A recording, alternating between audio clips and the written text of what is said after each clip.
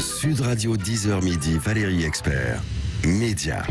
Avec vous sur Sud Radio, bonjour à toutes et à tous. Lundi 6 décembre, bonjour Gilles Gansman. Bonjour Valérie. Et bonjour Plantu. Bonjour. Merci d'être avec nous ce matin. Vous êtes dessinateur de presse, encore, on peut dire ça comme ça, même si vous avez quitté Le Monde. Dessinateur de presse. Le journal Le Monde et pas Le Monde. Dessinateur de presse. Parmi nous. J'ai jamais revendiqué le côté dessinateur éditorialiste parce que ça me faisait plaisir qu'on le pense. Mais j'étais pas un vrai éditorialiste. Si, dans un dessin, vous disiez beaucoup plus de choses qu'un éditorial. Vous dites, puisque vous continuez à dessiner. Ouais, non, mais ça me fait toujours plaisir de l'entendre, mais j'ai jamais cru ça. Je pense que quand on veut connaître vraiment une info, faut lire les papiers, à commencer par Le Monde. Mais je pense que jamais un dessinateur de presse n'arrivera à donner autant d'informations, même si ça donne. C'est pour ça que j'ai toujours dit que c'était un Canada Dry. Comme je suis un Canada Dry d'intellectuel, que je suis pas du tout un intellectuel, mais ça fait penser que, tiens, le dessin, il donne à penser, et après, vous en faites ce que vous voulez. Alors, on va en parler évidemment avec vous. Vous avez également fondé l'association Cartooning for Peace. Le dernier livre africain est préfacé par René Guiton.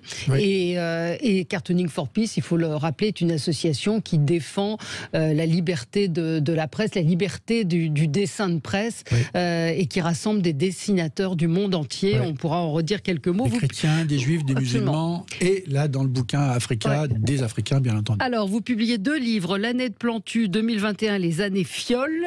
Tout le monde comprendra évidemment la référence. C'est paru chez Calman Lévy Graphique, et puis un autre très beau livre chez Gallimard, Plantu, regard croisé, avec Reza, le photographe, des dessins, des photos et des dessins qui se répondent également à commenter dans un instant. Gilles, la question du jour. La question du jour, elle est liée à l'actualité de ce week-end. Je vais d'ailleurs vous en parler très politique. Dans mon zapping, absolument.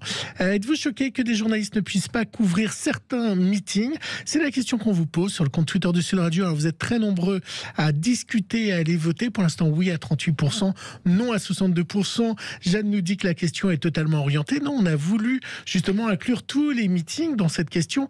Et d'ailleurs, Ardu du 35 nous dit tout le monde, après tout, Mélenchon interdit quotidien au meeting, mais ça ne choque pas, puisqu'on évidemment, dans cette question, on évoque les journalistes de quotidien. De quotidien qui se sont fait exfiltrer pendant un moment et qui sont revenus par la suite, mais qui ont été pris à partie de façon très violente. Je ne sais pas si vous avez suivi l'actualité de ce week-end.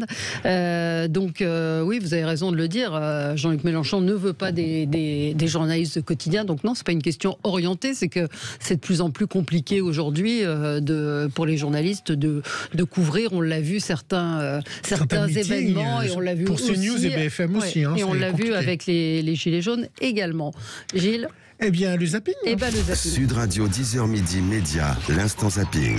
Valérie, quand Zemmour ne trompe personne, hier, le candidat Éric Zemmour a utilisé une stratégie qui a marché pour le républicain américain, s'attaquer à la presse, la meute.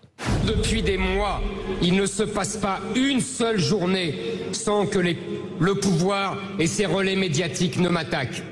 Ils inventent des polémiques sur des livres que j'ai écrits il y a 15 ans. Ils fouillent dans ma vie privée. Ils me traitent de tous les noms. Mais ne vous méprenez pas. Le véritable objet de leur courroux, ce n'est pas moi, c'est vous. Contre moi, tout est permis. La meute est désormais lancée à mes trousses. Mes adversaires veulent ma mort politique. Les journalistes veulent ma mort sociale. Et les djihadistes veulent ma mort tout court.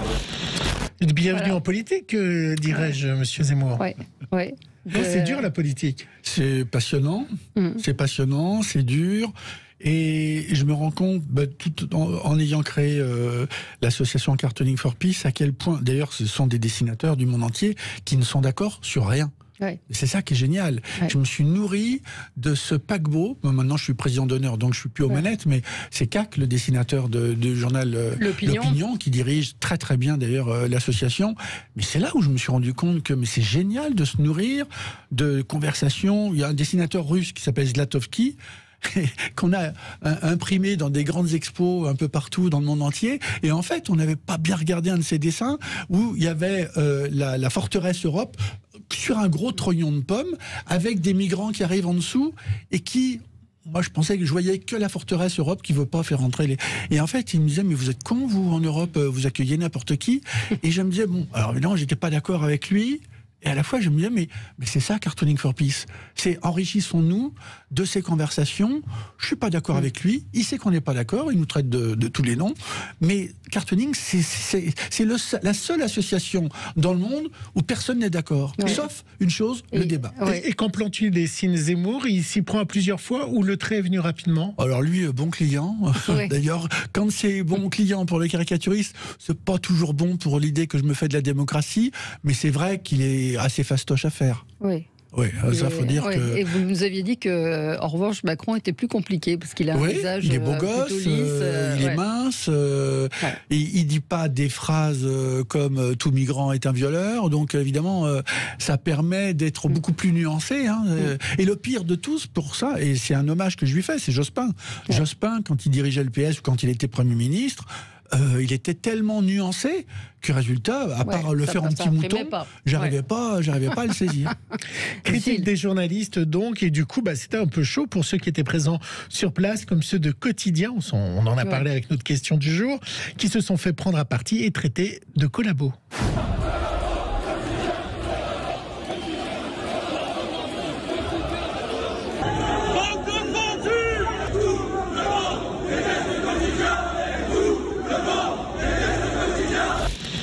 Ça veut dire à quel point il faut que ces journalistes de Quotidien soient présents partout, y compris là.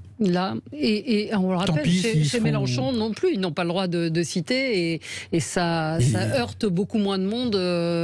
Ça heurte beaucoup moins de monde qui ne puisse pas non plus accéder. Là, on pourrait faire un débat sur la doxa autorisée et la doxa non autorisée.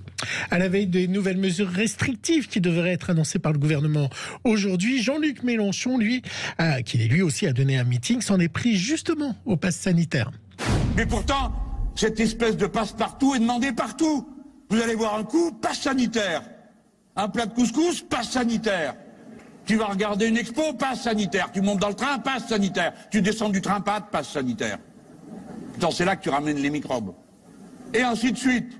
Avec ordre, contre-ordre, en fonction de ce que les têtes d'œufs ont trouvé dans leur bureau. Un seul élève, on ferme toute la classe. Une seule classe, on ferme toute l'école. Il y en a un qui vient, qui dit « Attends, il n'y a plus personne. » Ah bon? Non, on a changé d'avis. C'est difficile de dessiner quelqu'un avec le masque? Oh, c'est vrai que c'est plus facile sans, mais c'est pas grave. C'est ça l'astuce du dessin, c'est qu'on fait le dessin comme s'il n'y avait pas de masque, et si on veut faire le masque, on rajoute un petit filet. La souris, elle a le masque, hein. La petite souris, elle a le masque maintenant. Mais des fois, je rajoute. Les infirmières, quand je les fais sourire, je fais beaucoup d'expos en ce moment. Oui, dans les hôpitaux, oui. Je fais des infirmières dont on voit la bouche. Normalement, on voit pas la bouche. Mais c'est pas grave. Je fais la bouche en transparence. Le dessin, la liberté. C'est incroyable. Rien n'empêche un dessinateur de dire ce qu'il a envie de dire. C'est ça qui est dingue. On continue. Et c'est pour ça que certaines personnes ont tellement peur.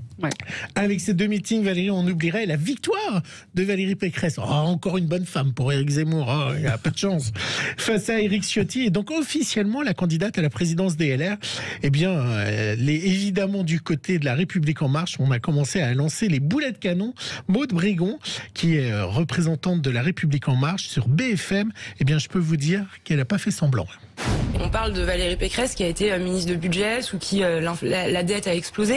On parle de Valérie Pécresse qui a été un soutien historique de François Fillon, qui a ensuite soutenu Alain Juppé, fait campagne pour l'identité heureuse, pour ensuite revenir chez Fillon au Trocadéro, puis quitter LR, puis créer Libre. Tellement libre d'ailleurs qu'elle est libre de retourner chez les Républicains pour aujourd'hui faire comme tous ses petits camarades, courir après Éric Zemmour. C'est pas sérieux. Et aujourd'hui, ils viennent nous expliquer ce qu'ils n'ont pas fait pendant 20 ans et ce qu'il aurait fallu faire. Je crois qu'en fait, c'est aussi à cause de ce genre de comportement et de ce genre de discours qu'une partie des Français vont plus voter parce que fondamentalement, ils ne croient plus dans les hommes politiques. Et bim, avec ces deux meetings, on oublierait ce week-end la générosité des Français. Cette année, le Téléthon a dépassé les dons de 2020. Je vous rappelle qu'ils étaient de 58,3 millions les promesses de dons en 2020, et en 2021 les promesses sont de... Voici le compteur final de ce 35e Téléthon. 73 622 019 €.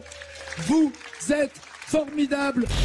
58,3 millions de promesses en 2020. Au final, ils ont récolté 77 millions. Donc, avec 73 millions de promesses, tous les espoirs sont permis pour le Téléthon. Et pour finir ce zapping, Valérie et Plantu, le Téléthon, c'est aussi des moments forts comme celui de Pascal Obispo.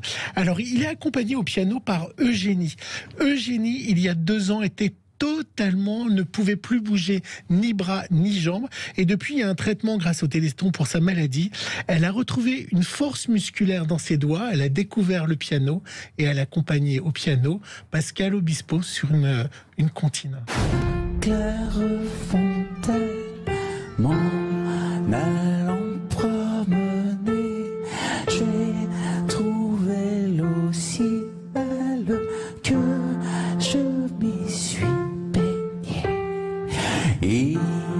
Il y a longtemps que je t'aime, jamais je ne t'oublierai.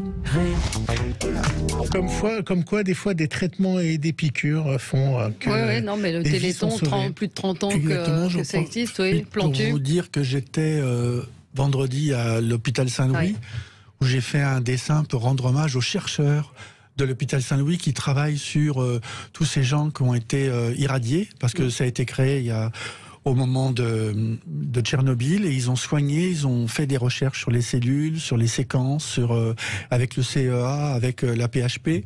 Et je trouve il faut jamais oublier. D'ailleurs, quand j'ai fait ce dessin-là, je l'ai fait pour eux.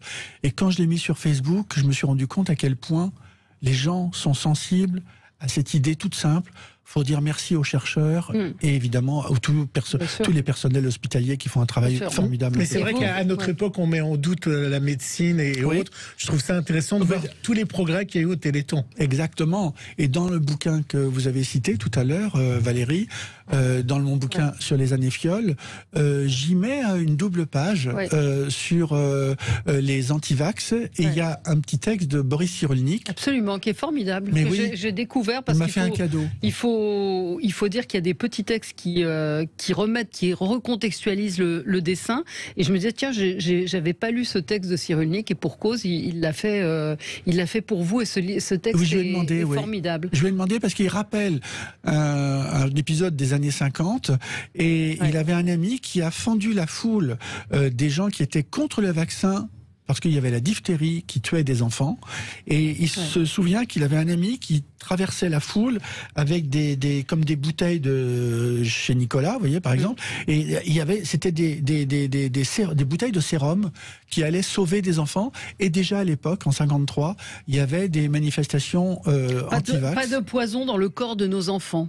Exactement. C'est ce qui se... Et l'histoire se répète, et c'est pour ça que je suis très content d'avoir fait ce livre. C'est parce que on remet beaucoup de contexte, et c'est pas seulement une suite de dessins, ce livre chez Calman Levy, c'est aussi une manière de revoir et de revisiter tous les événements que nous venons de vivre pendant un an, et à la fois avec des textes et des citations de tous les journaux, et des citations de politiques. On va en parler dans un instant.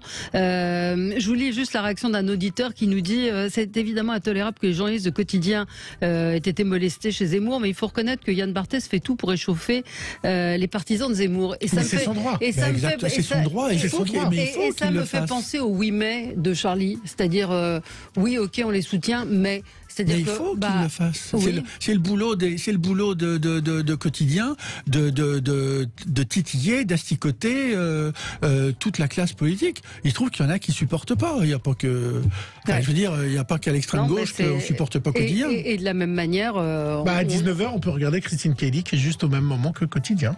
Allez, on marque une petite pause et on se retrouve dans un instant avec Plantu pour les années fioles. On va parler du dessin de presse et de l'actualité de cette année 2021. À tout de suite. Sud Radio, 10h midi, Valérie Expert. Sud Radio, 10h midi, Média, l'invité du jour. L'invité du jour, c'est Plantu, Jean Plantu. Qui nous fait des dessins pendant la pub, pour dire à nos auditeurs. Vous avez quitté le Monde, la une du journal du Monde, où vous avez officié pendant 40 ans, c'est ça? 49 exactement, ans. 49 ans, près de 50 ans. C'était en mars dernier. Comment vous c'est des sentez? amours. Ils ont été formidables avec moi. Mais il se passe quoi le jour d'après? Ah ben, le jour d'après, c'est je me lève à 9h. Ouais. Parce que je me suis toujours levé entre 5h et 6h. Et là, c'est 9h quand même. Et là, c'est très agréable. Et deuxième chose, bonne nouvelle, c'est le poids que je me suis pas rendu compte pendant des années que je portais sur mes épaules, le poids de oh là là, il est le dessinateur du journal Le Monde. Ouais. Et en fait, j'ai accepté ça et ça m'a plu, ça m'a passionné. Et en fait, j'ai plus ce poids-là et je continue à faire mes dessins. Vous continuez à dessiner. On peut aller sur votre compte Twitter, vous avez beaucoup de dessins. Tout ce week-end, j'ai vu les dessins que vous avez fait par rapport au meeting. Vous pouvez les voir un peu partout, dans les hôpitaux, ou à Coudray-Monceau. Là, en ce moment, il y a une expo avec Reza dans la ville de Coudray-Monceau. Perpignan, c'est vendredi, où dans le couvent des Minimes, on inaugure une expo de mes dessins avec les photos de Reza. Je continue, tous mes dessins se retrouvent toujours quelque part sur des murs, ou sur des réseaux sociaux. Mais ce sont des nouveaux dessins que vous faites. Aussi. Alors vous sillonnez la France, effectivement, les hôpitaux en particulier, où vous exposez vos dessins. Vous continuez à aller dans les écoles pour expliquer ce que c'est que le dessin. Exactement, j'étais à Saint-Flour il y a 15 jours, et c'était génial. Vraiment dans le lycée de Haute-Auvergne, c'était génial parce que c'était des petits jeunes qui disaient oh Benjamin il viendra, mais justement t'as dit ça, alors j'arrive. Et c'était pas simple d'aller à Saint-Flour et c'était génial. Et puis la semaine dernière, il y a 10 jours, j'étais à Conflans-Sainte-Honorine dans le lieu où est l'école et la ville où était assassiné Samuel Paty, et c'était passionnant et émouvant de discuter avec les responsables de l'école, les profs, et c'était un magnifique échange. Et les enfants avec qui j'ai échangé, ça m'apprend énormément sur cette société qui change. Alors, vous avez publié, on va le dire, 2 livres, un beau cadeau de Noël, l'année de Plantu, donc ça fait 40 ans pratiquement que vous publiez votre année passée en revue, en dessin. 2021, les années fioles, vous allez nous expliquer pourquoi les années fioles, bien qu'on se doute un petit peu, c'est assez... on voit cette seringue et ce vaccin. Et puis le deuxième livre, qui est un très beau livre, là aussi, livre comment on va dire, co-écrit. C'est un mariage entre Reza, immense photographe, reporter de guerre, et vous. Donc vous avez croisé vos inspirations sur des photos de Reza, et vous avez complété à chaque fois. Oui. Et d'ailleurs, je vous vois Valérie, et on s'est vu souvent avec Cabu, et que moi j'adorais. Hein. Et il m'a dit cette chose, Reza, que je trouve magnifique. Il m'a dit ça l'autre jour, quand il était de passage en France. Et il me dit, mais comment tu fais pour dessiner les femmes? Parce que lui, il a fait l'Afghanistan, il a été sous tous les conflits, le Haut-Karabakh, là où il y a des bombes, en dessous, il y a Reza. Bon. Et je dis, avec les femmes, il faut faire gaffe, parce que il y a que Cabu qui arrive à faire un dessin qui fasse caricature et à la fois toujours élégant. Et je vous ai toujours vu traité de manière élégante par Cabu dans ses dessins. Et Reza, il me dit, alors moi les femmes, quand je les prends en photo, je te dis franchement, c'est tellement compliqué avec les femmes, parce qu'elle me dit non, j'aime pas cette photo-là. Il me dit, je préfère être sous les bombes. Ah oui. C'est plus facile pour lui. Et je trouve ça, évidemment qu'il exagère, mais je trouve ça assez touchant. Autre chose, on parlait tout à l'heure de qu'est-ce qu'on peut dire et qu'est-ce qu'on peut pas dire. Il m'a raconté un truc que je savais, mais j'avais oublié. Il est après l'attentat du 11 septembre, il est à Kaboul, il veut créer un journal avec les Afghans. Et avec les Afghans, il veut des journalistes, des photographes, des dessinateurs, et il demande à Volinsky de venir avec lui. Et Volinsky, il arrive à Kaboul. On lui présente des tas de gens, des Afghans, des chefs de village, barbus, moustachus, tout ça, avec leurs 12 femmes, grillagées. Et puis, Volinsky, il fait son dessin pour le journal de Kaboul. Et qu'est-ce qu'il fait? Il dessine le chef de village en train d'enculer sa femme. Et il y a Reza qui dit, attends, je t'explique. On est à Kaboul. Tu peux pas faire ça. Et Volinsky, il comprend tout à fait. Et c'est là où je vous dis, il y a une manière, on dit toujours la phrase de Pierre Desproges, on peut rire de tout, mais pas avec n'importe qui. Il y a une manière de dire les choses, et ça m'émeut beaucoup de penser que Volinsky ait fait ce dessin-là à Kaboul. Mais qu'il n'a pas publié. Pour le coup, il n'a pas été publié. Donc c'est un magnifique livre qui montre vos points de vue, ces photos de Reza, et puis ce qu'elles vous ont inspiré. Gilles, vous aviez une question? Oui, puisque vous parlez des femmes, on a vu un dessin passer ce week-end où vous avez dessiné Valérie Pécresse sur le bureau d'Emmanuel Macron. Ça veut dire qu'elle prend le pouvoir dans son bureau? Elle s'impose. J'aurais pas imaginé ça il y a 3 mois, parce que je pensais que c'était Xavier Bertrand qui serait... enfin, c'est ce que nous disaient les sondages. Ouais. Et en fait, elle s'impose, et à la fois comme dessinateur, gros souci, parce que il est de bon ton qu'une femme de droite doit être maltraitée en dessin. Et moi, je la trouve jolie. Et même quand elle était ministre de Sarkozy, j'ai pas pu m'en empêcher. Je la trouve jolie, j'y peux rien.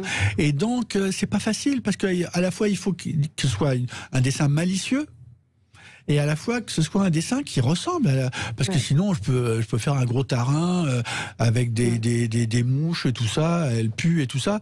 Et ben moi ça m'intéresse pas. J'ai envie de raconter cette passion que j'ai pour ces femmes et ces hommes politiques, et puis ils sont pas d'accord. Et puis évidemment il y a Zemmour que j'ai créé en petit ludion.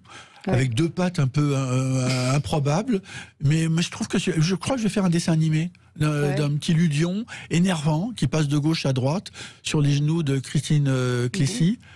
Christine Kelly, et qui lui dit d'ailleurs c'est drôle, parce qu'il y a 2 mois je l'ai fait sur les genoux de Christine Kelly. Et elle lui dit, t'as encore dit des bêtises, mon petit Zemmour. Et lui il répond, ben voyons. Ouais. Et je me suis dit, merde, ils m'ont piqué mon idée, parce que hier, les pancartes, ben voyons, il y en avait partout. Oui, c'est vrai. Ça c'est marrant, ça. C'est marrant. Oui, c'était le gimmick hier, ben voyons. Voilà. C'était aussi son gimmick. Oui, mais j'étais le premier à le raconter en disant, tiens, il y a un truc caricatural, il y a un signe de communication différent. Et pour finir, la politique, et Anne Hidalgo, on va le continuer. Anne Hidalgo, c'est compliqué à dessiner. Oui, très compliqué, parce que je la vois pas souvent dans vos dessins. Non, justement, parce que d'abord, elle dit pas des phrases à l'emporte-pièce, déjà. C'est plus facile, quelqu'un comme Marine Le Pen, c'est plus facile. Et en plus, elle est jolie. La gauche, c'est quand même ma famille. Et là, je suis un petit peu embêté, parce que c'est pas facile de dessiner. Et si je la résume à des trottinettes, d'ailleurs, je prépare, je vous le dis en passant. Vous bouillonnez d'activités, d'idées. Oui, parce que je prépare l'affiche du prochain film de Jean-Jacques Hano. Qui est génial, c'est sur Notre-Dame qui brûle. Et alors, le film que vous allez voir... Vous avez fait des dessins magnifiques sur Notre-Dame, vraiment très très beaux. Et le film raconte, minute après minute, ça va être un film génial, je vous le dis tout de suite. Et pourquoi les pompiers n'arrivent pas à temps? Parce qu'il y a des embouteillages. Mais parce que pire que les embouteillages, il n'y a pas de couloir pour les transports d'urgence. Il y a les couloirs à vélo, mais les transports d'urgence ne peuvent pas aller dans... Et donc, ils sont arrivés en retard. Et le film le raconte aussi. Le film, il va être génial, et j'espère être à la hauteur de cette affiche que Jean-Jacques Hano me demande de faire. Il vous l'a demandé suite au dessin que vous avez fait, ces très très beaux dessins qui étaient bleu, blanc, rouge de Notre-Dame en feu. Les années fioles. Alors fiole, parce que la petite fiole que vous voyez en couverture, c'est la petite fiole de mon premier vaccin. Et j'ai demandé, c'est la vraie. Et puis j'ai fait des motards qui accompagnent un convoi officiel avec le vaccin, qui est quand même pour moi un vaccin d'espoir. Et deuxièmement, les années fioles, parce que on a connu, comme me disait Maryse Wolinski, on a connu la période d'insouciance à une certaine époque. Aujourd'hui, on est moins insouciant qu'avant. Et puis, Joséphine Baker, pour moi, et c'est ce que je dis dans ma préface, elle raconte l'insouciance des années fioles. Et puis, à l'époque, on avait des chapeaux cloches, comme on disait, dans les années 20 et 30. Et maintenant, c'est nos civilisations et nos cultures qui sont sous cloche à cause de la pandémie. De cette pandémie, oui. Et vous dites également, on ne se doutait pas, après les années folles, qu'il y aurait un crash à ce moment-là. Le crack de 29. Et je pense qu'on est dans une démocratie, pas que en France, mais qui sont menacés de basculement. On retrouve évidemment tous les thèmes qui vous sont chers. Il y a l'environnement, préservation de la planète, il y a l'international, tous les sujets internationaux, il y a la politique française. Vous n'êtes pas sympa avec Xavier Bertrand, hein. Il est quand même... Ça va. Il est patibulaire. Je fais avec ce qu'il y a, hein, quand même, faut avec pas exagérer. la petite souris qui a son masque. Donc il y a des nouveaux, évidemment, personnages qui sont apparus. Il y a l'antivax. Il y avait le sondeur avec ses mouches. Exactement. Et justement, l'antivax, c'est important que je puisse vous dire comment un dessinateur dessine un anti-vax. Au début, le dessin que je vous ai commenté avec le texte de Boris Cyrulnik, je l'avais fait de manière un anti-vax qui veut, alors en 3 images. Première image, le gars qui dit ouais, les vaccins ils n'arrivent pas. Je vais le montrer à la caméra. Les vaccins n'arrivent pas. Qu'est-ce que c'est que ce truc? Qu'est-ce que vous foutez? Donc l'infirmière arrive avec la seringue. Et 3e image, le même anti-vax qui dit ouais, moi me faire vacciner plutôt crever. Donc le gars il est jamais content. Donc il y a plusieurs manières de dessiner les anti-vax. Et moi qui vais beaucoup dans les hôpitaux, je me suis rendu compte que je pense qu'il faut faire de la pédagogie. Je pense qu'il ne faut pas obliger les gens à se faire vacciner s'ils n'ont pas envie. Je pense qu'il faut continuer à leur dire qu'il faut qu'ils se fassent vacciner. Mais il y a manière et manière de les traiter. Alors on peut les traiter avec des grosses dents et puis un peu de la bave qui dégouline. Et à la fois une manière de dire la même chose, mais de manière moins agressive. Je pense que c'est une époque, avec les réseaux sociaux, où il faut bousculer les gens sans qu'ils se sentent heurtés. C'est une époque très casse-gueule. Très compliquée. Et pour les dessinateurs, on ne peut pas dire que ce soit non plus une période. À chaque fois, on en a parlé. On a vu le New York Times qui a supprimé les dessins à la une.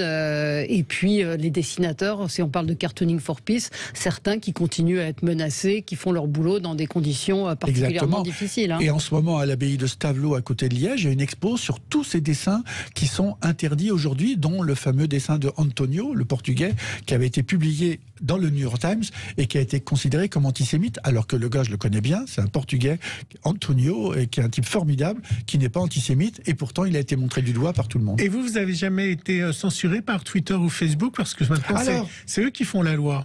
Ça, c'est bien que vous me posiez cette question-là. J'avais pas pensé. Il y a un gars de chez TikTok. Bonjour, je suis responsable de TikTok. Vous devriez mettre vos dessins sur TikTok. Bon, je dis, bah ouais, je sais pas, j'ai pas réfléchi. Et puis je regarde, il me dit, bah, parce que il y a des journaux qui sont sur TikTok. Et je regarde les journaux qui sont sur TikTok, ils prennent les jeunes pour des abrutis. Ils leur parlent comme s'ils étaient des imbéciles. Et je me dis, tiens, alors je me dis, je vais mettre mes dessins que je mets sur Facebook, sur Twitter, sur Instagram, je vais les mettre sur TikTok. Ça n'a pas traîné. Une semaine après, il y a un dessin qui a été censuré par TikTok. Et plus grave... C'était quoi ? Un dessin sur les viols d'enfants dans les églises. Bon, un dessin vraiment qui mange pas de pain en plus. Hein. Censuré. Et plus grave, je suis persuadé, parce que je l'ai dit plusieurs fois dans les médias, c'est que c'est même pas une personne qui m'a censuré. C'est un algorithme.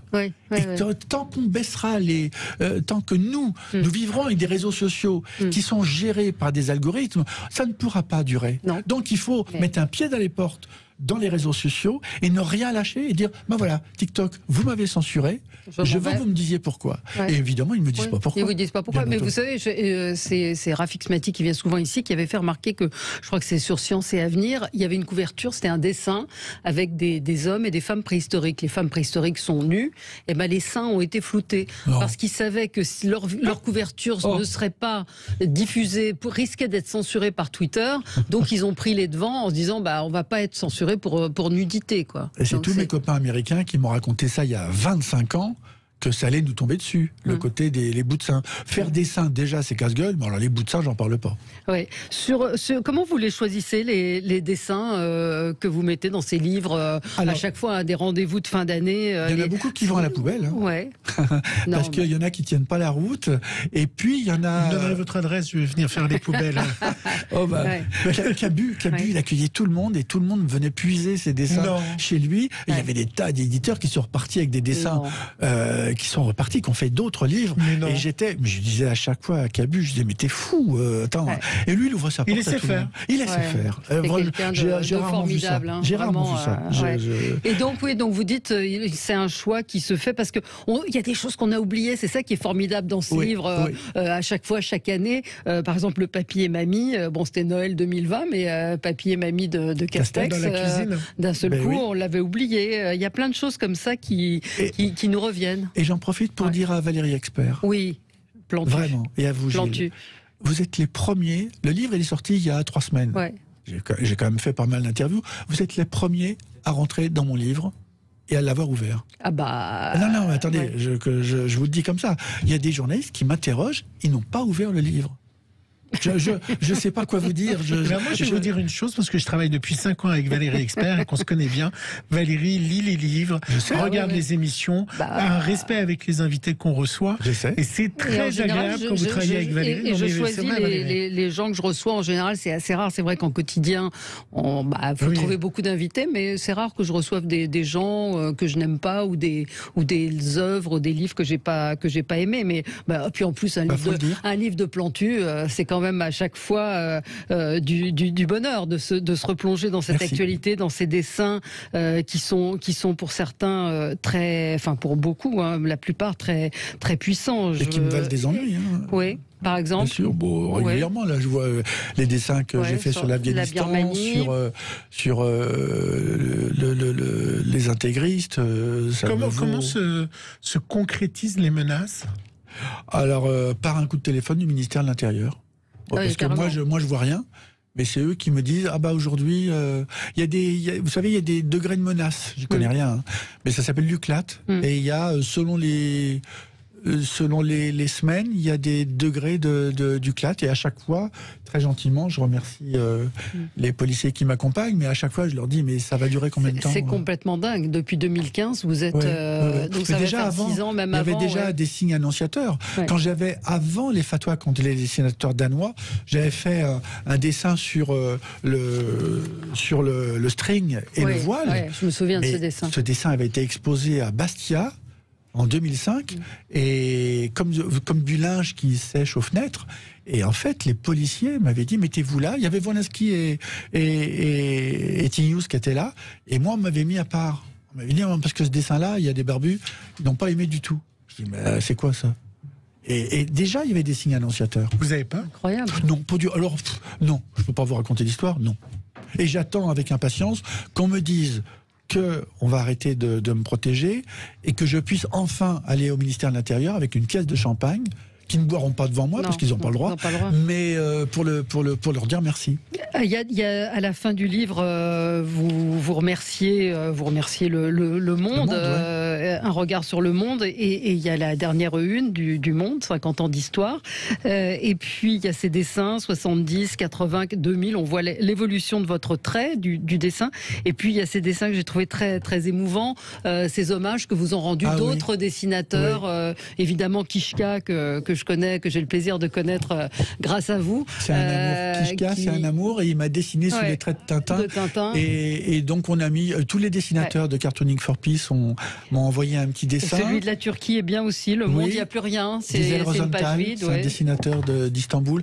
Et ce sont des dessinateurs qui aujourd'hui sont à ma place à la une du Monde. Et je remercie le journal d'avoir fait cette passation. Et il y a beaucoup de filles, parce que nous on a beaucoup travaillé pour qu'il y ait des filles qui on les connaît, mais on les met en avant parce que les personnes ne pensaient à mettre en avant ces filles. Et maintenant, vous avez un petit peu plus de temps, Plantu, vous n'avez jamais pensé à faire une BD ? Alors j'en ai fait, et même, je vais vous dire, au tout début, j'ai fait une BD de Alice au Pays des Merveilles, d'un chapitre que personne ne connaît. J'avais 20 ans, j'étais à Bruxelles, et je donne au journal Spirou une BD d'un passage que personne ne connaît de Lewis Carroll, Alice au Pays des Merveilles. Le gars, il me téléphone. Incroyable, j'ai 20 ans. Il me dit, venez dans mon bureau, c'est génial ce que vous faites. Je viens dans son bureau. Le gars, il regarde, mais il me dit, écoutez, alors là, les dessins, c'est nul. Alors l'histoire, formidable. Je dis, bah oui, mais les dessins, c'est moi, l'histoire, c'est Lewis Carroll. Et donc, il m'a dit, oh là, attendez, je ne veux pas vous décourager, on va vous faire travailler. Et j'ai travaillé dans un journal qui s'appelle Bonne Soirée.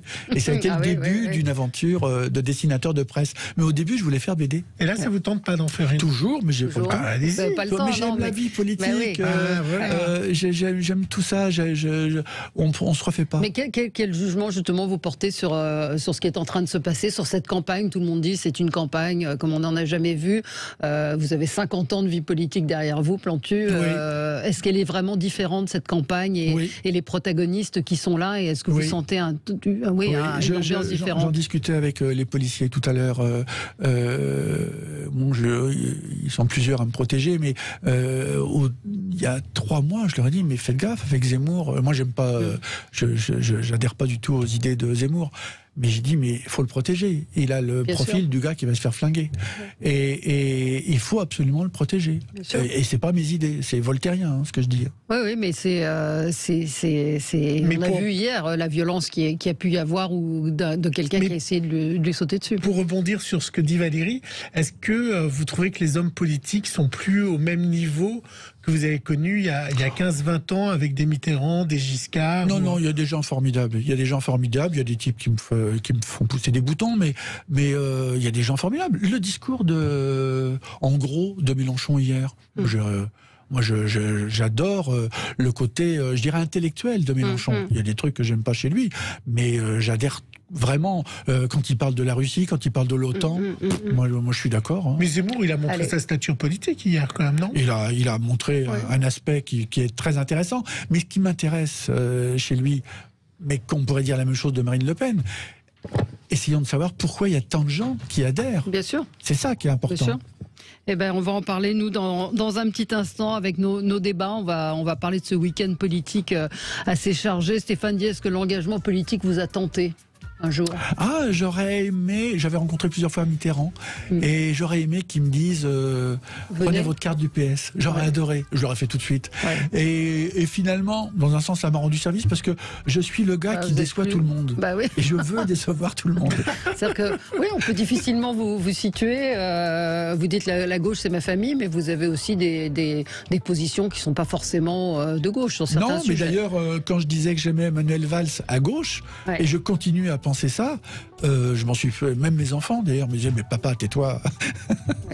Mais c'est la vie, ça. Des dessins formidables, regardez ça, 2001-2021, c'est d'une puissance, ce dessin. C'est pour ceux qui nous suivent sur Facebook et sur YouTube, on voit, je vais tenter de vous le décrire, hein. En 2001, on voit les soldats américains qui arrivent en Afghanistan, dans la bouche des talibans avec une bombe, et en 2021, eh bien, cette bouche s'est refermée avec une jambe d'un soldat et le drapeau américain en lambeaux.